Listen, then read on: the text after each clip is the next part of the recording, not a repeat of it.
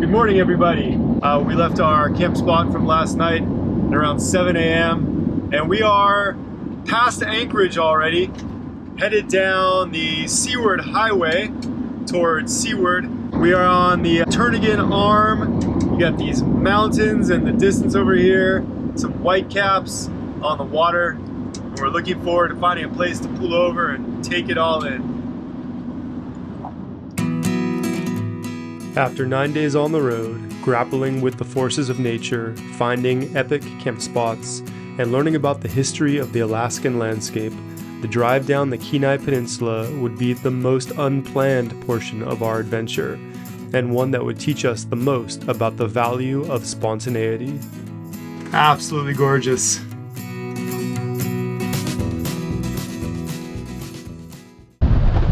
All right, we are at a scenic viewpoint along the Seaward Highway. Check this out. It's pretty windy out.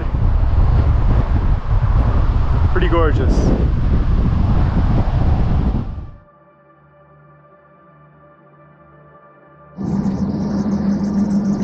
Okay, so we were hanging out at the viewpoint there, actually had lunch, took a nap, and all of a sudden got an alert on the phone saying that there is a tsunami warning. Apparently there was a 7.2 magnitude earthquake somewhere in the area, and that we are currently in danger of being inundated by a tsunami. So we don't know this area very well. In fact, we don't know it at all, and there's not much of a choice other than continuing either to drive back along the coast or down along the coast here. We opted for down since this is away from the ocean, the Cook Inlet, and so hopefully this will get us down to the Girdwood area where we can drive higher up and be out of danger from any rising tides.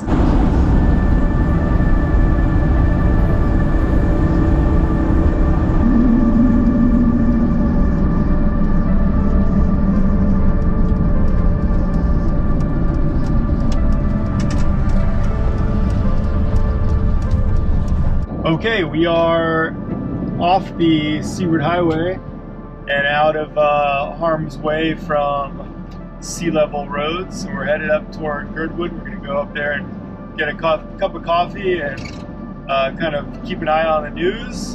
The 7.3 earthquake struck off the coast of the Alaska Peninsula near Sand Point, about 570 miles away. The tsunami wave was expected around 3:30 p.m. local time.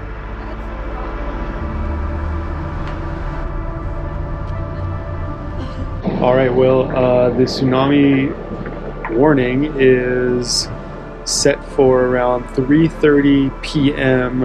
In seaward, so we are kind of waiting it out and seeing what happens. While we waited with our coffee for any news, we enjoyed the sights of Main Street Girdwood. This was a moment to get a quick and much needed breath of fresh air. All right, guys, I think the coast is clear. It's about 2:30, and I think we're ready to head along the Seaward Highway. The tsunami warning was turned into an advisory, and it's even starting to rain here. There's supposed to be a fairly big storm coming through tonight on the Kenai Peninsula. So good thing we got the van, and we don't have too far to drive, maybe an hour or two. What a trip.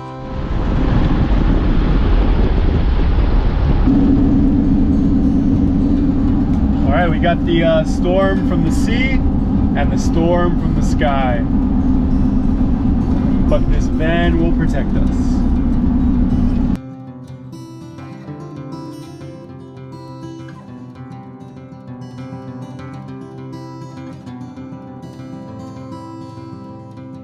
All right, we made it to the Kenai Peninsula sign.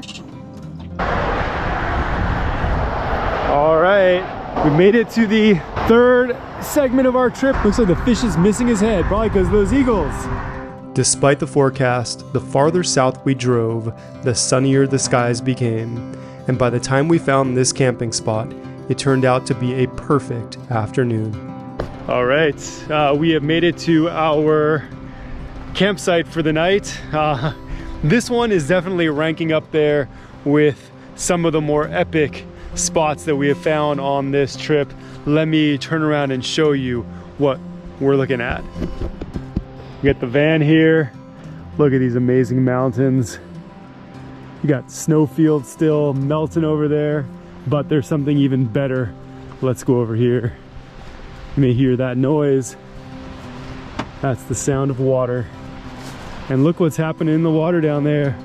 We got some rafters coming down the river. That is beautiful glacial water. Very cold. We'll go down there later and maybe take a dip. Love this spot. Absolutely incredible.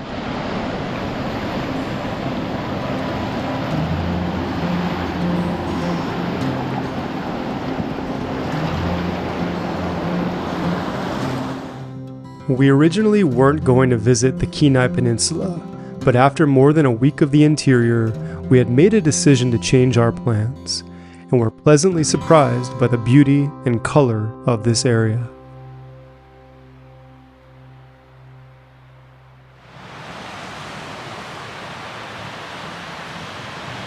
Alright guys, I think we might have our first bear sighting up on this hill there. I'm not sure if this camera is gonna adequately capture it. Unfortunately, that's as far in as it goes, but that black spot right in the middle is definitely moving around. Although a closer view of the bears would have been nice, we were glad that they were on the other side of the river. As thrilling as it would have been to see a black bear roaming through our camp, I also know that they can not only be a nuisance, but can be dangerous, especially when it's a sow protecting her cubs. So today's been a pretty crazy day. We had the tsunami warning, we had pretty bad rain coming down Seaward Highway. Just a little while ago, we saw a mama bear and a couple of her cubs, and we just obviously found this incredible spot here. So it's time to feast. We have butternut squash soup with hot dogs, leftover rice, and power greens. So this is going to be a great way to wrap up the day, and it's cold outside here, so that's how we do it. Although I hated to leave this spot, we had a several-hour drive to get to what I thought was our next destination.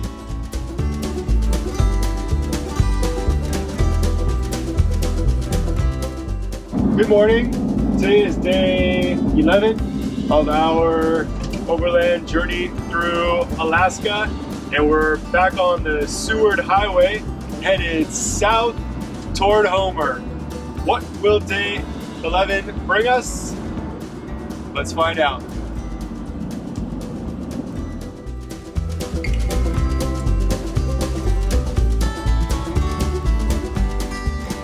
Okay, we are in the Kenai Wildlife Refuge, driving through what is a immense burn scar. Must have burned several 100,000 acres. You can tell it was fairly recent because the regrowth is pretty minimal. Although the plan was to head about 2 hours south to Homer, because we were passing through, we decided to change our plans and check out the Kenai National Wildlife Refuge. In 1941, 1.7 million acres was set aside as the Kenai Moose Range. This was done by President Roosevelt to protect the giant Kenai moose. And then in 1980, the area was expanded and renamed the Kenai Wildlife Refuge.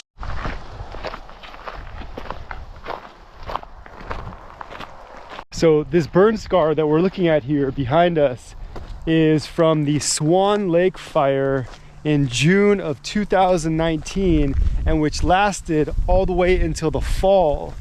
It burned 170,000 acres in the Kenai Wildlife Refuge. This lake that we're at, called Kelly Lake, is a loon nesting area. And you can see, if you look out over here, there's a loon on the loose.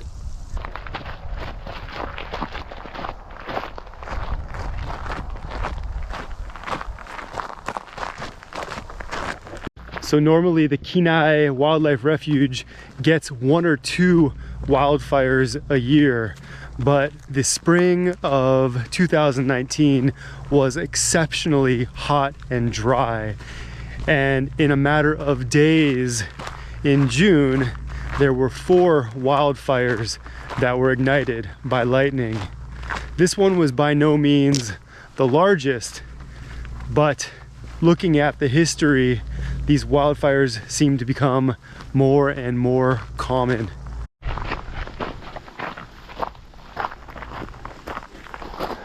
So we're at the Kelly Lake Public Use Cabin.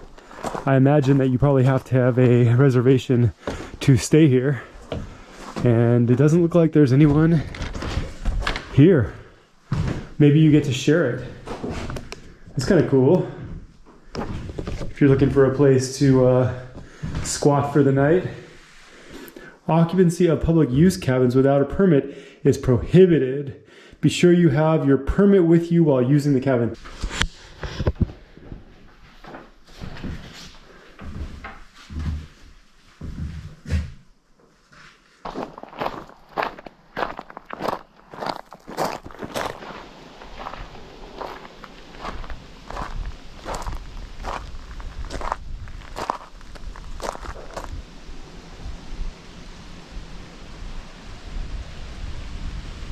So although we mostly think about fire as being primarily destructive, there are a lot of benefits of a fire such as the one that happened here. One reason is that it clears out a lot of the underbrush, and 2, as a result of that, can make a way for new growth and new flowers. And so these flowers here are probably a result, for example, of the fact that there's now sunlight that can get through the canopy of the trees. And eventually the trees will grow back. It may take some time, but they will return.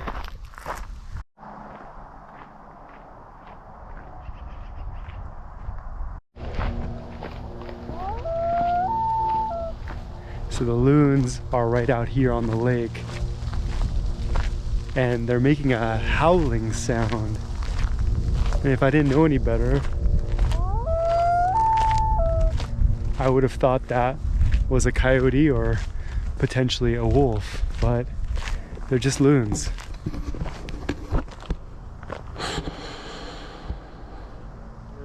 We're back from our little half-a-mile walk out to the cabin and some loon watching, and I think we decided we were going to head toward Seward today, but I think we decided that we're going to go from Kelly Lake here back down the road to the west entrance of the Skilac Lake Trail or road and take that 19-mile drive into the wilderness and maybe do some wildlife watching and maybe find somewhere to camp.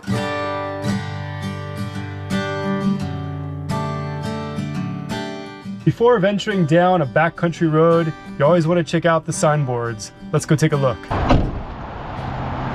So this area was established in 1986, designed to promote wildlife-related recreation. It says the best wildlife viewing times are at dusk and dawn. Moose, lynx, bear, snowshoe hare, spruce grouse, coyote, loon, other waterfowl, and there's both black and brown bears in this area. So this 19-mile lake road was built originally as a Sterling highway. Interesting, that's the highway we were driving on. And that was for 3 years between 1947 and 50, but then when the new highway was rerouted, Skilac Lake Road became a scenic drive. So we're in for a scenic drive. Let's go.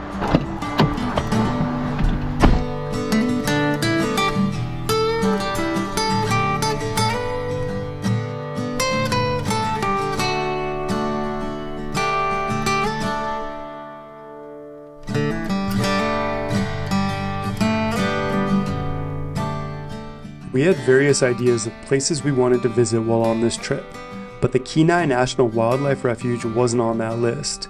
It's hard to know where the good spots are when you're not from an area and you're staring at a map. Sometimes you just have to put tires on the ground and see where things lead.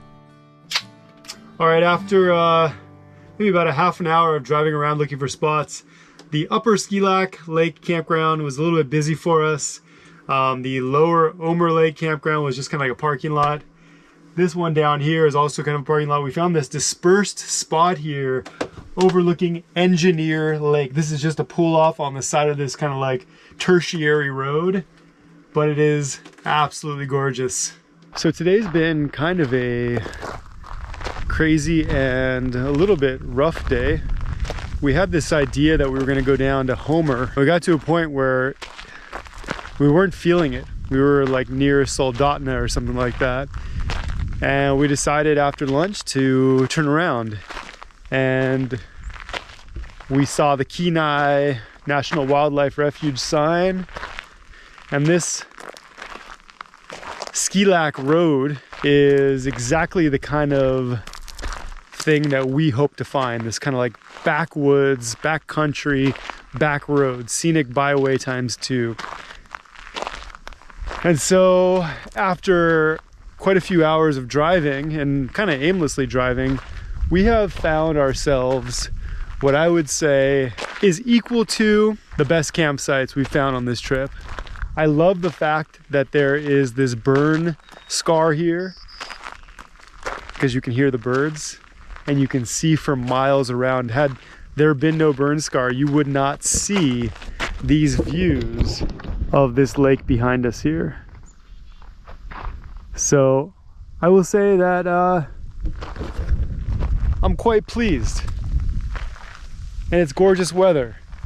Let's go back to the camp and get ready for dinner, get cleaned up, and enjoy this incredible spot that we found here at Engineer Lake. All right, night 11, let's take a look at what's cooking.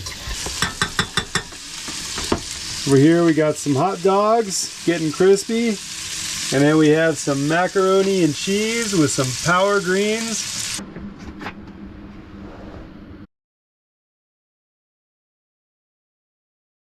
All right, well, I've been hard at work hunting dinner for tomorrow night. Alice has been in the van doing a little bit of creative expression. Let's take a look at some of her drawings from this trip. Which one is this? The loon, which we saw right over there. What else do we have? Ptarmigan, which we saw at Kenai National Park. Whimbrel, which we saw on Denali Highway. And the magpie, which we've seen all over the place. Everywhere. Very nice. You're a true artist. Thank you. Today we're headed down to Seward. Gonna get some coffee, check out the mountains, see what comes along. Let's go. We headed towards Seward in the Kenai Fjords National Park for our final day of this Alaskan adventure, and despite the feeling that the freedom bestowed by the road was coming to an end, there was definitely more excitement yet to come.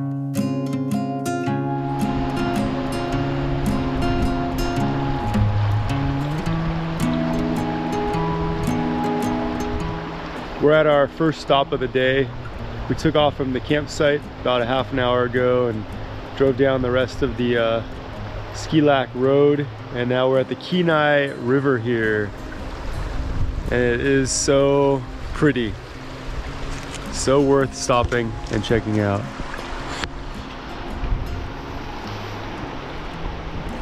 So we're here on the Sterling Highway just past the Kenai River, and we noticed there was a bit of a moose jam here.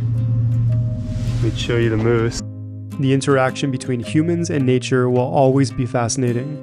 While people were getting out of their cars to approach and take pictures with the moose herself was otherwise peacefully enjoying her breakfast. We're stopping by the Kenai Mountains, Turn Again Arm National Heritage Area. This area of the Prince William Sound is traditional Chugach territory. By 1959, so many non-native peoples were living in Alaska that big questions of whose land this is began to arise. And in 1971, the United States Congress came up with the Alaska Native Claims Act, which parceled out territory for Alaska's native groups. So even though there's about 365 million acres of land in Alaska, only 12% of that is managed by native groups. After a brief stop in Seward, we headed to the Kenai Fjords National Park, another of several spots that we had not expected to see on this part of the trip. So we're currently headed up the exit Glacier Road outside of Seward to the Kenai Fjords National Park. This national park only has one road that goes into the actual park. The rest of the areas are accessed by boat, or I imagine by plane, and it's free. So we're gonna go check out a short hike and then eventually head out and try to find somewhere to camp for tonight. And then tomorrow we head home. We've got a 12:34 a.m. flight back to LA. So we're getting our first view of the exit glacier, coming right up on the count of 3, 2, and 1. Exit Glacier and the Harding Ice Field are the highlights of this area of the park and are not to be missed. The area has one trail with 2 different ability level routes, so being so late in the day, we opted for the easy one called the Glacier Overlook Loop. All right, hello everybody. So we are in the Kenai Fjords National Park, and we're headed up to see the exit glacier. This is the Glacier View Trail. It's a couple hours round trip. Very easy hike, very family friendly, I'm sure. And along the way, there are signs that tell you how far the glacier was at various years. So the glacier would have been here in 1917. So it's gonna be interesting to see how it's receded over time. So there are 2 trails that go up to the exit glacier. There's one that's paved and one that's not paved. We took the unpaved trail, and so far it's quite lovely because there's not a single other person on it. Now, of course, it's a national park, so we expect to be confronted with the hordes as soon as we get to a viewpoint. But in the meantime,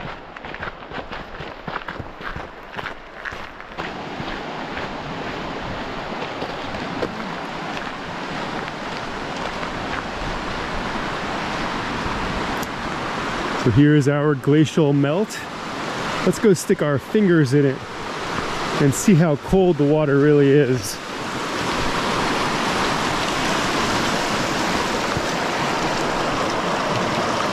Yeah, I'd say that's pretty chilly.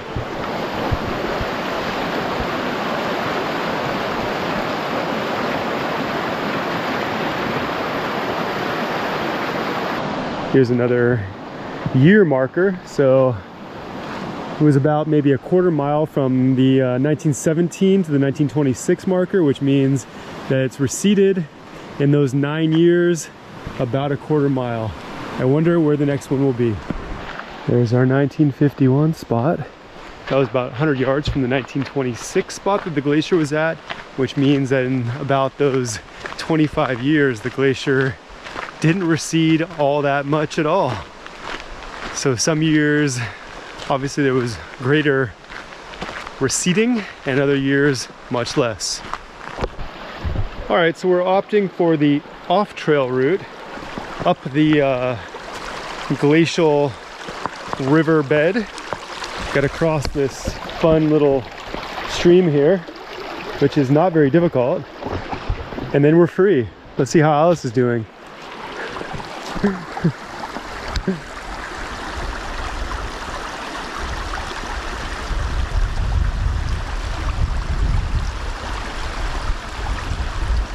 Yay!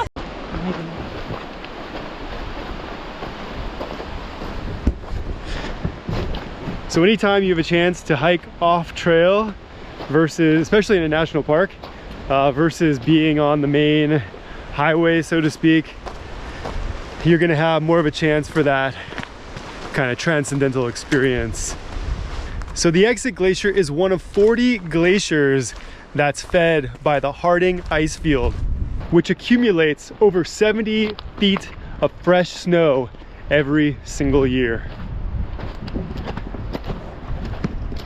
So fun fact, when you're hiking through this riverbed here, you have to imagine that not that long ago, this entire area was at one point covered by a glacier. According to this Park Service map, where we were standing would have been covered by the glacier just 8 years ago in 2017.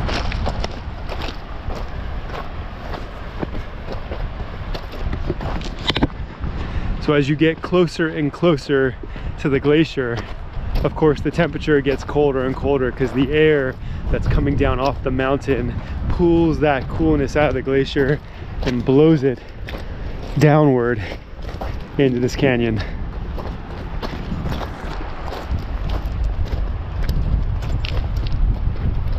There it is, Exit Glacier. You can see the way that it's torn through that canyon, raging down this creek. So that's where we were going to hike to, up on top of that little hump, and this is where we have hiked to. Let's check out the sign here. This is the area closed sign. They don't want anyone going any farther than where we're at because the area behind the sign is prone to sudden glacier outburst floods, which may result in severe injury or death. Travel beyond this point is prohibited. I just wanted to give you guys an up-close shot of the water here. It's incredible to think this is how much water is melting off the glacier at any one moment.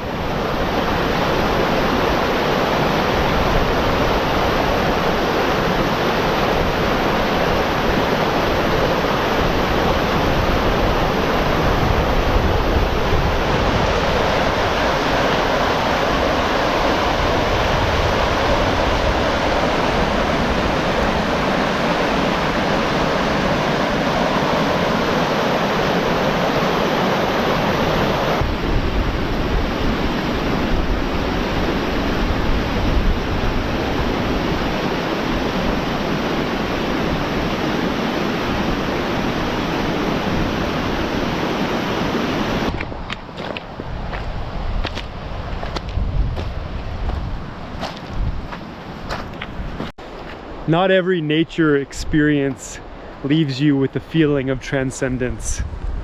But this one here, walking away from that glacier and that roaring glacial stream, we're looking for a porcupine. Something tells me it didn't come down here.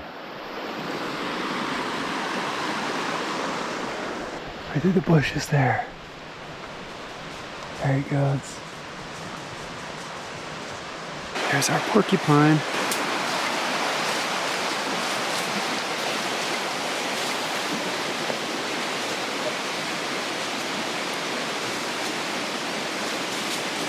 It's funny how easy it would have been to miss this little guy, and it makes me realize how many other animals were probably concealed just beyond the trail and highway throughout our entire adventure. What a fantastic experience. We're gonna go find a camp spot right now, and we've got about a day left before we head back home. What an adventure it's been.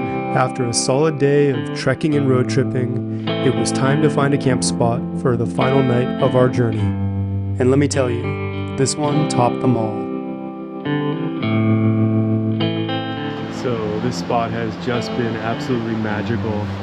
I was outside when all of a sudden an eagle flew right over the van. I looked up, figured it would keep soaring, but then it perched right up there. What a beautiful moment this was at the end of our trip to consider that maybe, just maybe, the eagle spirit had been watching over us the entire time.